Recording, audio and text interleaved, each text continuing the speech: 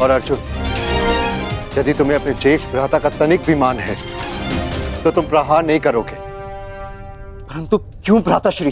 क्योंकि हस्तिनापुर यदि हाथ है तो हम सब उसकी उंगलियां हैं, और एक ही हाथ की उंगलियां एक दूसरे को नहीं मारती।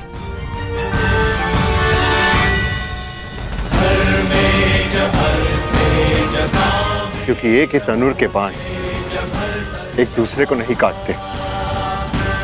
दुर्योधन ने उचित किया या अनुचित, ये एक पारिवारिक प्रकरण है।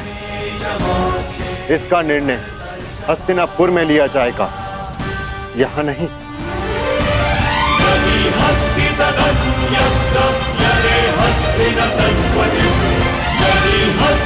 यदि यहां हस्तिनापुर के कुमारों के मध्य संघर्ष हुआ तो हस्तिनापुर उपहास का पात्र बन जाएगा। परंतु यह युद्ध मेरे और कर्ण के मध्य है।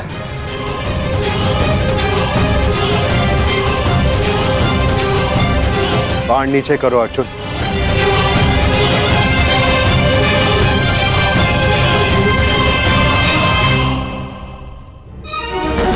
रंगराज, इस समय अनुज दुर्योधन के प्रतिनिधि हैं।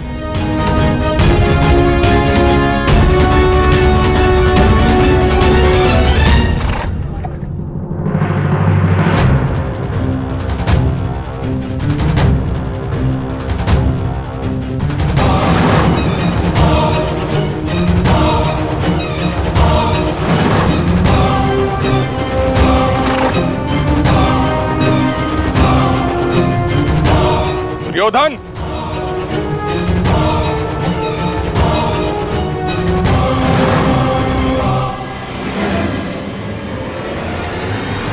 मेरे मार्ग में मत आइए मद्र नरेश। मेरा परामर्श है आप सही मार्ग पर वापस आ जाए। हस्तिनापुर कुमार, राजकुमारी भानुमति को छोड़ दो या फिर अपनी धृष्टता का परिणाम भुगतने के लिए तैयार हो जाइए।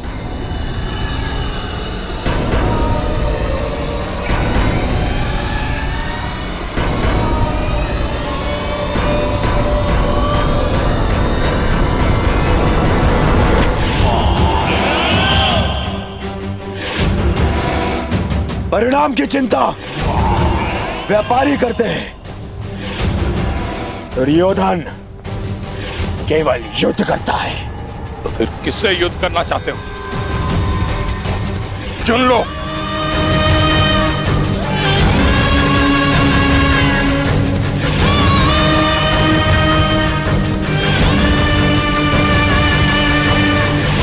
इससे, इससे और आपसे भी।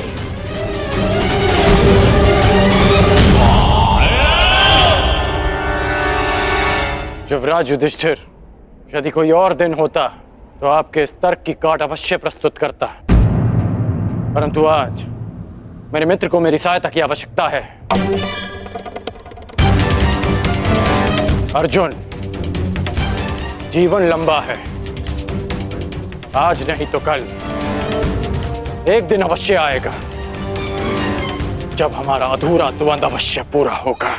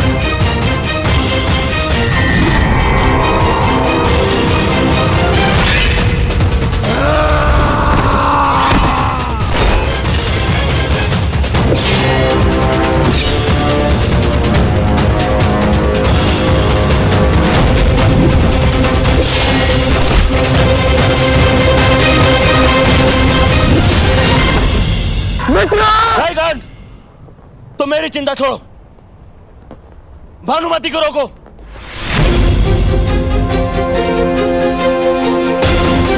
कौन? रोको उन्हें।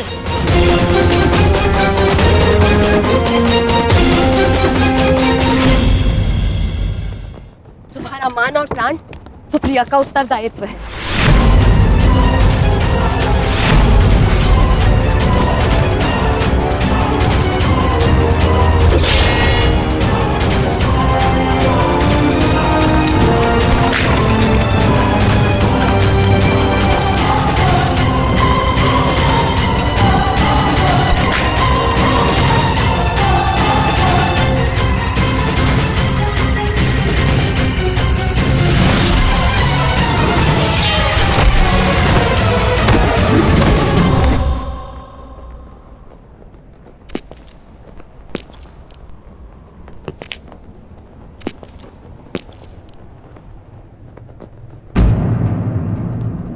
क्या हुआ दुर्योधन?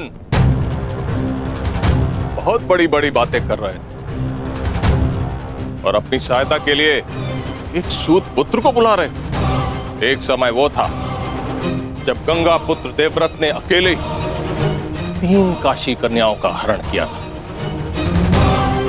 और आज 3 पीढ़ी पश्चात परिस्थिति ये है कि हस्तिनापुर के महाराज कुमार अपनी सहायता के लिए एक सूत पुत्र को बुला रहे हैं। मद्र नरेश! अरे दुर्योधन, क्या हुआ? क्रोध आ गया? आक्रमण करोगे तो करो, मैं प्रस्तुत हूं। सावधान!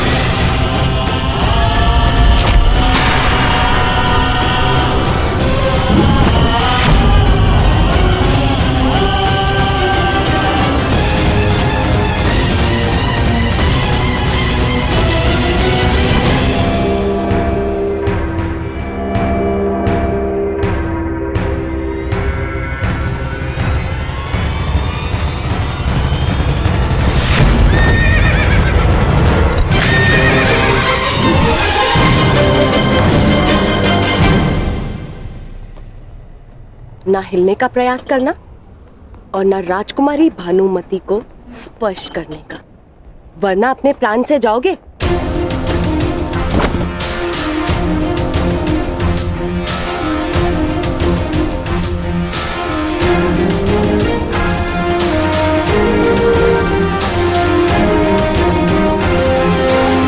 तो तुम द्वंद्व करना चाहती हो तो आओ, आगे बढ़ो।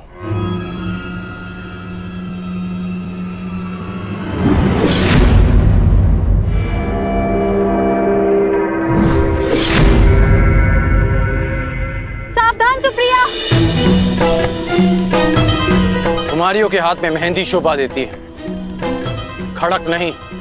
और सच्चे वीर पुरुष को हरण करना शोभा नहीं देता।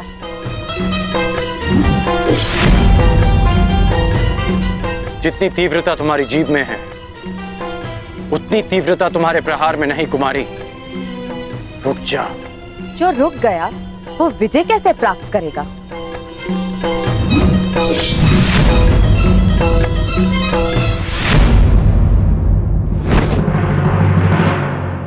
शत्रु का क्रोध शल्य के जीवन का अमृत है।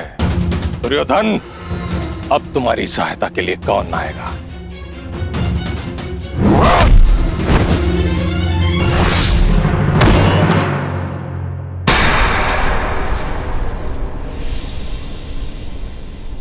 बस हुआ, खेल समाप्त।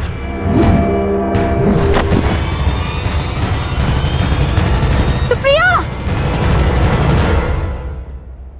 वीरांगना पराजित हुई, अब शांत रहना तुम्हारा धर्म है।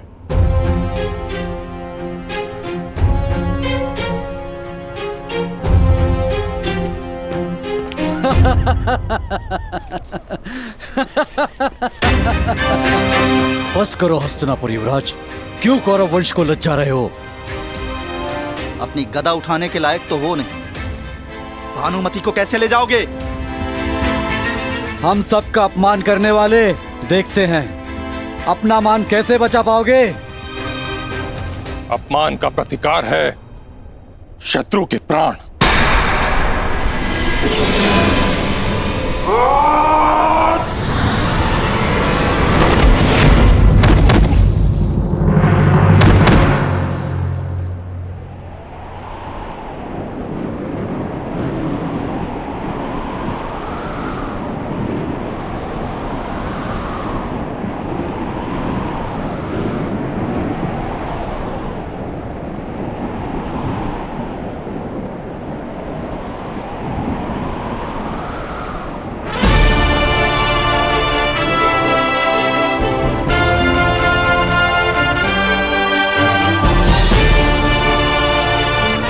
कर्ण, और मित्रता का केवल एक प्रमाण होता है, समर्पण।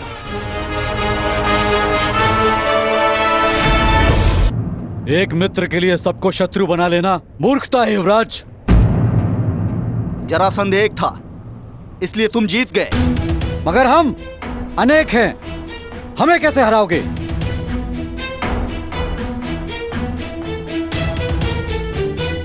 राधे का केवल एक लक्ष्य है, परिवर्तन।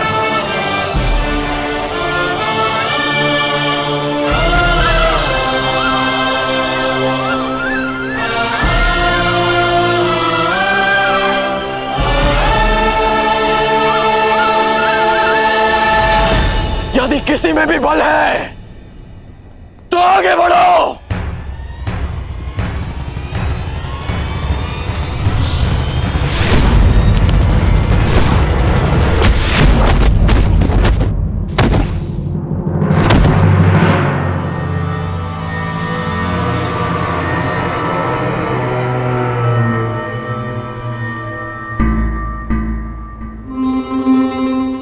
आनंद आएगा। स्वयंवर में विजय प्राप्त करने से अधिक तुम्हें पराजित करने में आएगा कर्ण। सुना है अंगराज में बहुत क्रोध है और शल्य को क्रोध का प्रतिकार करने में सबसे अधिक आनंद आता है।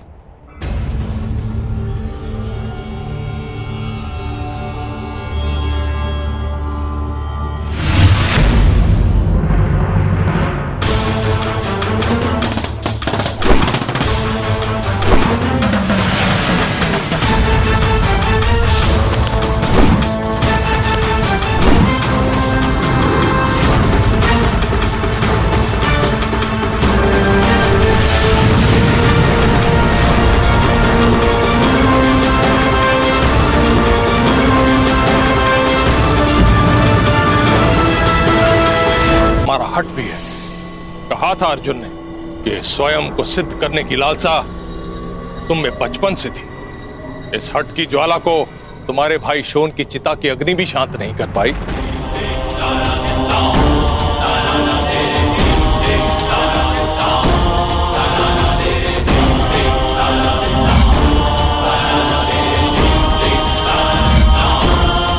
क्रोध आ रहा है कर्ण।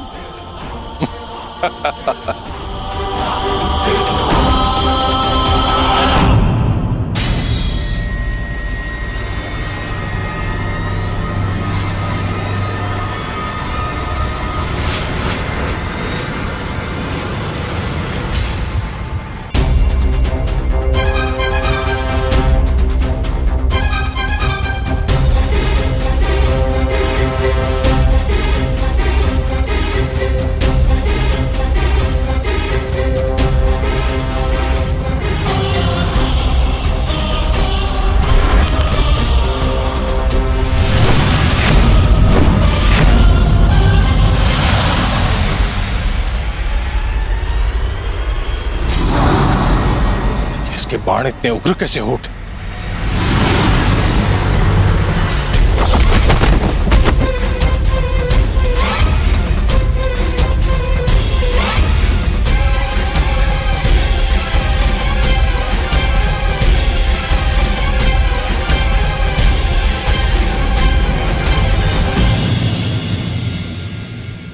तुम्हारे क्रोध से मुझे शक्ति मिलनी चाहिए थी, फिर ऐसा क्यों नहीं हुआ? क्योंकि भले ही शत्रु द्वारा किया गया क्रोध आपका सबसे बड़ा शस्त्र है, परंतु शत्रु द्वारा उत्पन्न किया गया क्रोध कर्ण का सबसे प्रबल अस्त्र है। सूर्य और दीपक में जो अंतर है वही अंतर कर्ण और अन्य योद्धाओं में है। आज आपने सूर्य को सामान्य दीपक समझकर हाथ में लेने की भूल की। आज गुरु परशुराम का शिष्य कर्ण आपके सामने खड़ा है। वो गुरु परशुराम जिन्होंने मेरी दुर्बलता को, मेरे क्रोध को मेरी सबसे बड़ी शक्ति में परिवर्तित कर दिया। अब आप शक्तिहीन हैं। आप मेरे बाणों का तेज नहीं सह पाएंगे और ना ही मेरे नागपाश का बंधन तोड़ पाएंगे।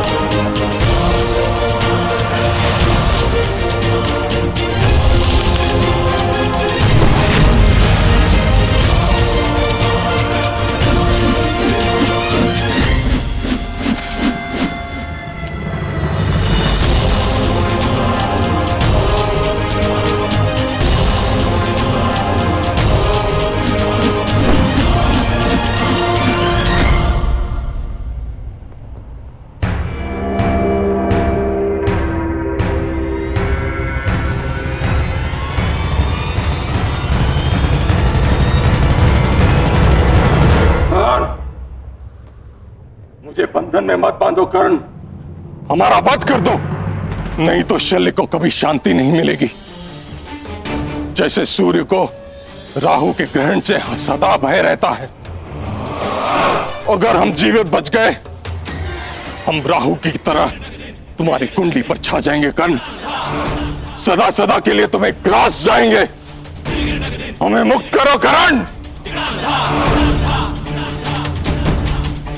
राधे चुनौती समाप्त करता है, चुनौती देने वालों को नहीं। आपकी चुनौती समाप्त हुई, इसलिए अब यह युद्ध भी समाप्त हुआ।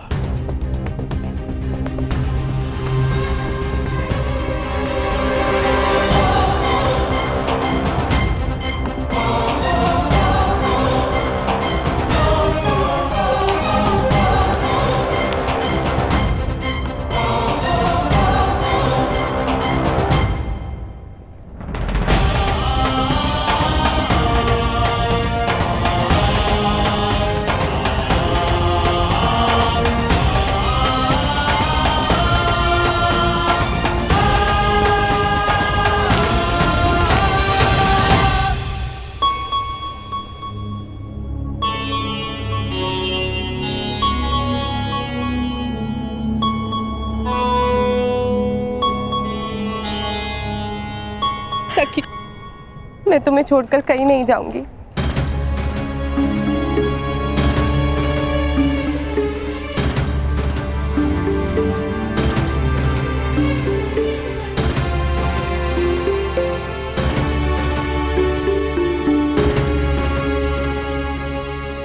मेरा अनुमान सही सिद्ध हुआ मित्र।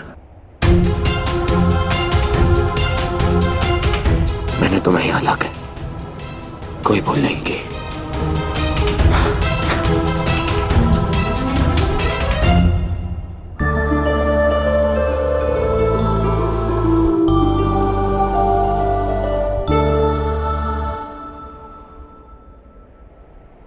चंद्रमा की ओर देख के समय व्यर्थ मत करो करना। तुम्हें अभी एक और वचन को पूर्ण करना है। पूर्णिमा के पूर्ण होने से पूर्व हमें अंग प्रदेश पहुंचना है।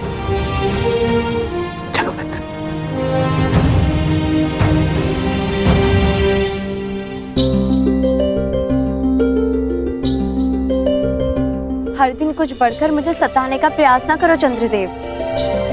तुम्हारे पूर्ण होने से पूर्व ही मेरा कर्ण अपना वचन पूर्ण करेगा।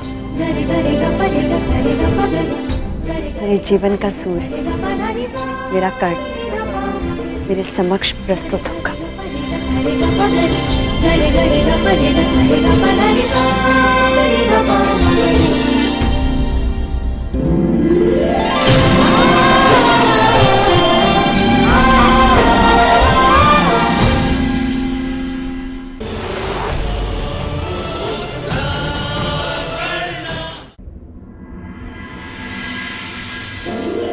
जिसने जरासंध का मान मर्दन किया वो तुम्हारा भी अभिमान तोड़ेगा चंद्रदेव।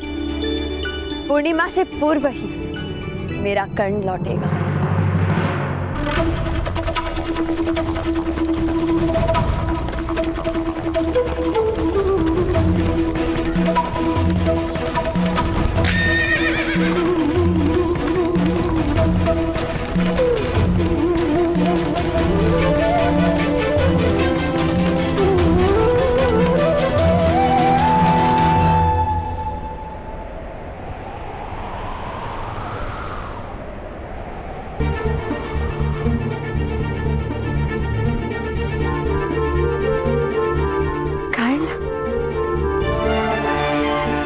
अपना वचन पूर्ण किया कर्ण।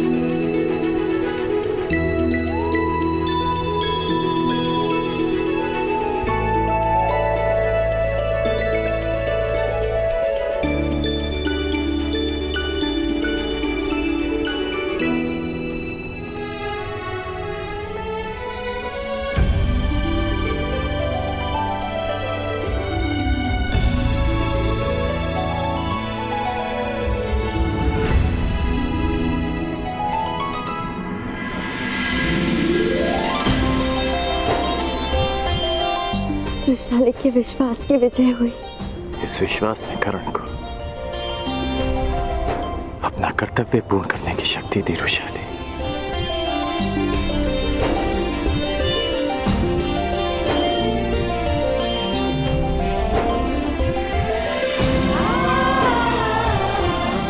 ऐसे क्या देख रहे हो? बचपन का वो पल स्मरण हो उठा। क्या फिर से विवाह के लिए ना तो नहीं कर दोगे? नहीं, क्योंकि बालक राधे के समक्ष ऐसा अपराध किया जा सकता है, परंतु अंगराज से भय लगता है।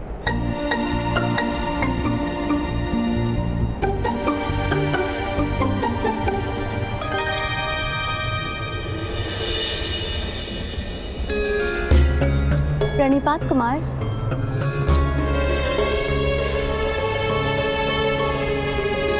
वृषाली, यह है राजकुमारी भानुमति।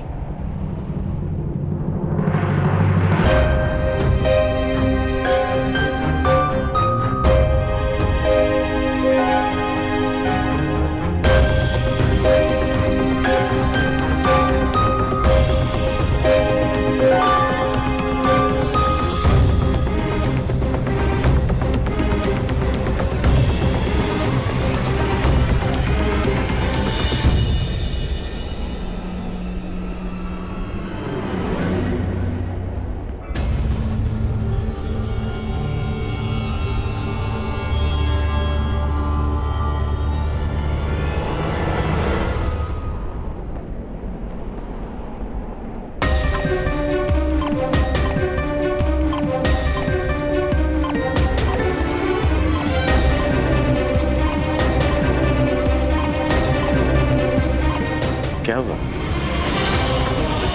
अतिथियों का स्वागत नहीं करोगी? दुर्योधन ने जो किया वह उचित नहीं महाराज। कलिंग और हस्तिनापुर की प्रतिष्ठा के साथ खेल किया उसने। तुम भी तो वहां थे युधिष्ठिर। युवराज और ज्येष्ठ भ्राता होने के नाते तुमने दुर्योधन को क्यों नहीं रोका? ज्येष्ठ पिताश्री, मैंने प्रयास किया, परंतु उन्होंने युवराज का अनुरोध ठुकरा दिया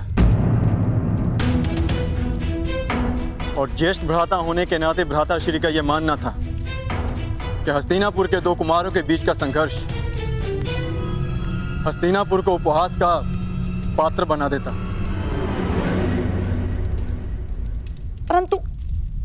परंतु मुझे ये समझ नहीं आता कि ये विवाद हो क्यों रहा है। वरण और अपहरण दोनों का संबंध शताब्दियों से चलता आ रहा है, शताब्दियों से। और कई सारे उदाहरण भी हैं जहां वीरों ने कन्याओं का अपहरण करके और विवाह भी किया। स्वयंवर में हरण होते हैं, किंतु वह तभी मान्य होते हैं जब कन्या की सहमति हो। दुर्योधन ने जो किया उससे स्पष्ट है कि भानुमति की सहमति नहीं थी। महामहिम, जिस प्रकार ग्रीष्म के पश्चात वर्षा, वर्षा के पश्चात शीत और शीत के पश्चात पुनः ग्रीष्म आता है, ठीक उसी प्रकार इतिहास भी अपने आप को दोहराता है। महामहिम, आपको स्मरण होगा ना, काशीराज की कन्याएं अंबा, अंबिका, अंबालिका,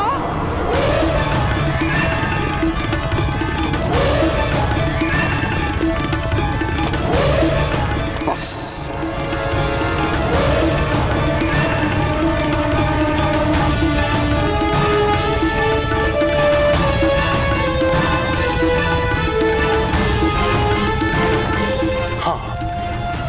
मैंने हरण किया था इसलिए क्योंकि काशीराज ने हस्तिनापुर के सम्मान को ललकारा था, परंतु दुर्योधन ने वो हरण करके हस्तिनापुर के मान को दांव पर लगा दिया है, जो मैं कभी होने नहीं दूंगा।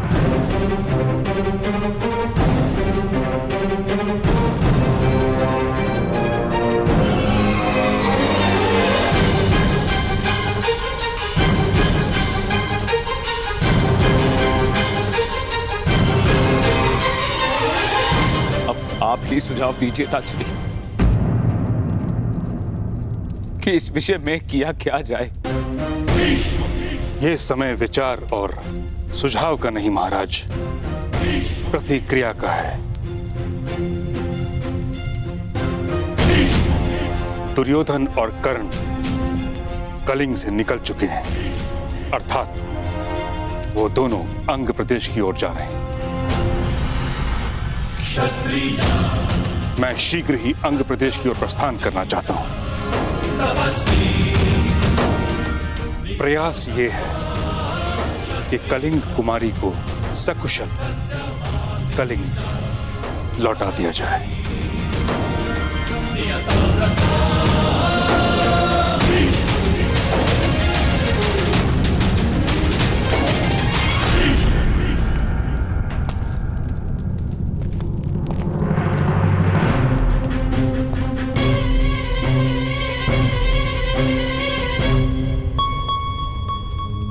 अंग में आपका स्वागत है। प्रणिपात राजकुमारी।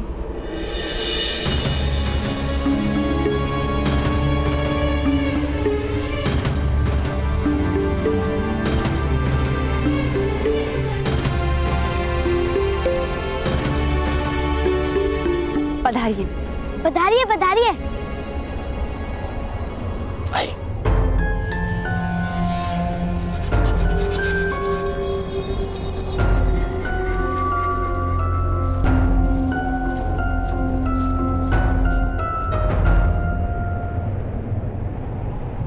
कर्ण, कुमारी भानुमति के मुख पर एक स्वयंवरा होने का ना हर्ष है, ना आंखों में प्रसन्नता।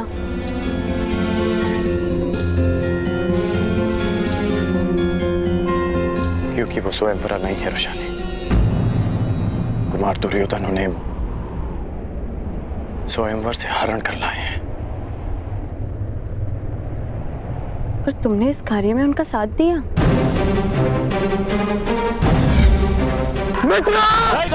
तो मेरी चिंता छोड़, भानुमति को रोको।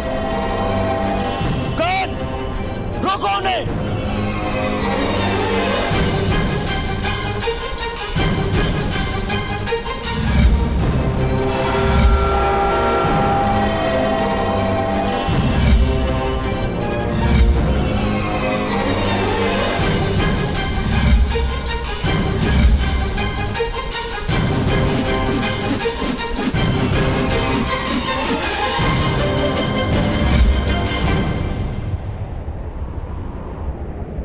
मैं केवल अपना कर्तव्य निभा रहा था रुशाली। मेरा कर्तव्य है अपने मित्र की रक्षा करना और उन्हें दिए वचन को पूर्ण करना। और वो दूसरी कन्या? वो कुमारी भानुमति की सखी हैं। उसने उन्हें रोकने का प्रयास किया, विवश होकर उन्हें भी साथ लाना पड़ा। कर्ण, स्त्री के हाय में बहुत बल होता है। यदि कुमारी का भविष्य बिगड़ा तो रुशाली, कुमार दुर्योधन का उद्देश्य है हमारी भानुमति से विवाह करना, जो वो अवश्य करेंगे। ठीक है, इतनी लंबी यात्रा से आए हैं, मैं इन्हें भोजन करा देती हूँ। स्त्री हूँ, इसीलिए कदाचित अपने मन की बात मुझे बता सके।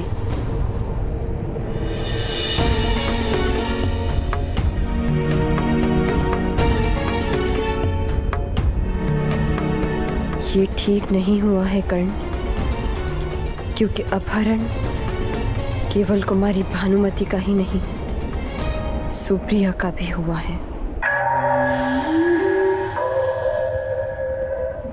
अंग प्रदेश जाने की जितनी शीघ्रता आपको है, उससे कई अधिक शीघ्रता शकुनी को है। गंगा पुत्र शकुनी को।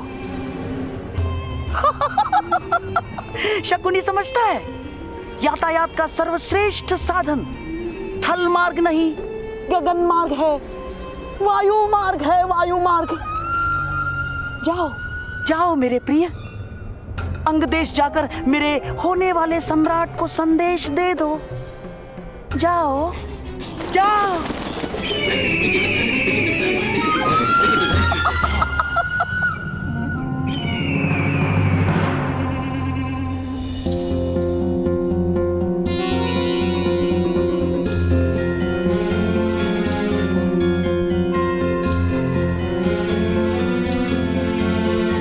सखी,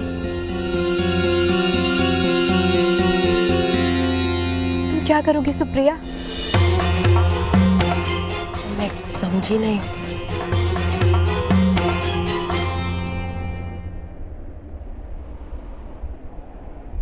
बनो मत, तुम भली भांति जानती हो मैं क्या पूछ रही हूँ। हरण तुम्हारा भी हुआ है, कलिंग तुम भी नहीं लौट सकती, और एक अपहरिता को कोई पुरुष नहीं अपनाएगा। मेरी चिंता मत करो सखी।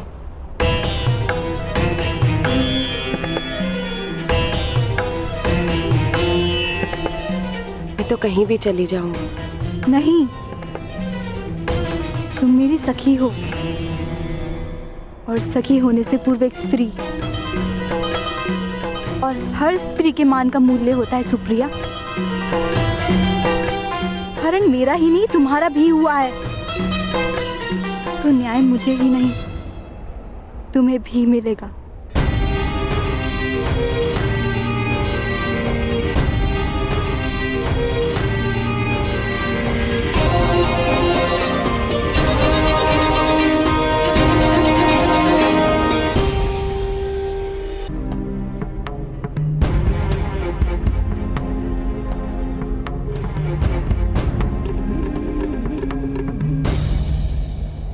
सब शुभ हो रहा है वैशाली।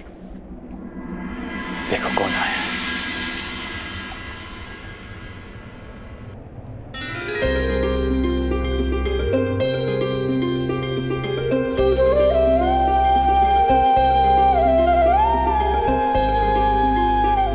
बाबा, बाबा,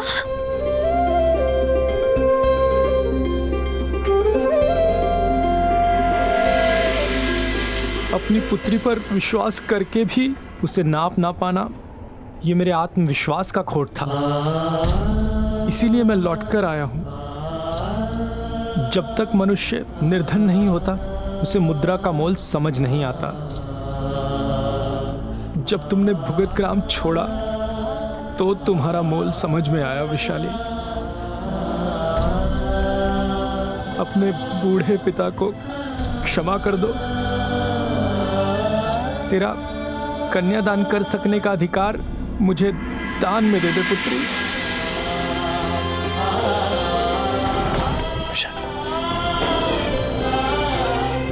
पिता और प्रेम की राशि भी एक होती है। अब कोई नहीं जो इस विवाह में विघ्न डाल सके।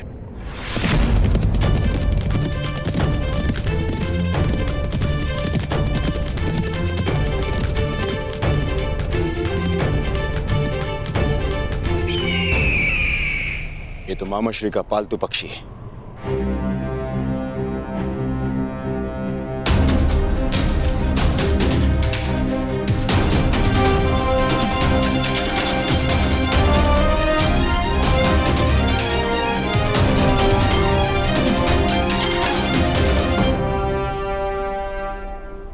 मित्र, कुमारी भानुमति का हरण तो कर लिया, परंतु जब यह सूचना हस्तिनापुर पहुंची। सूचना हस्तिनापुर पहुंच चुकी है मित्र। पितामह भीष्म यहां आने के लिए निकल भी चुके हैं।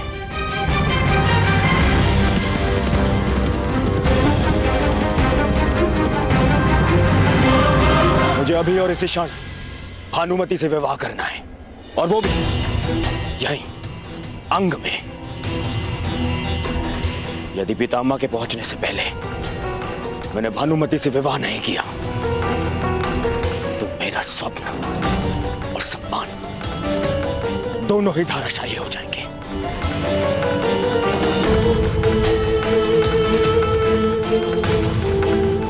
परंतु मित्र, तुम्हारी भानुमति, क्या वो इस विवाह के लिए अपनी स्वीकृति देंगी? यदि स्वीकृति होती तो मैं उसका हरण ही क्यों करता। मुझे भानुमति से शीघ्र ही विवाह करना है। अब तुम बताओ मित्र, क्या तुम मेरे साथ हो?